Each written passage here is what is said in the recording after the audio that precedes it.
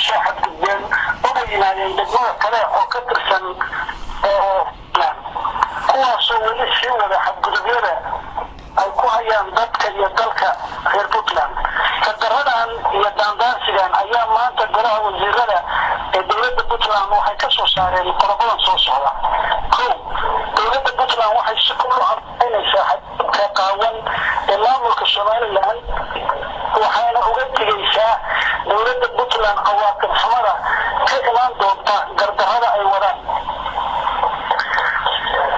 daandaansiga maamulka Soomaaliya ee ku soo qaaday deegaamada Puntland wuxuu salka ku hayaa fasilka siyaasadeed ee ka haysta maamulka si uu u jaawareeyo shacabkiisa. waxaan uga tegaynaa maamulka Soomaaliya taageerada iyo la shaqaynta kooxaha al-shabaab dadka ku ah nabadda xasiloonida Puntland Soomaaliya iyo guud ahaan geeska Afrika. Puntland waxay in badan ku baaqaysay ilaalinta nabadda iyo deris wanaagga.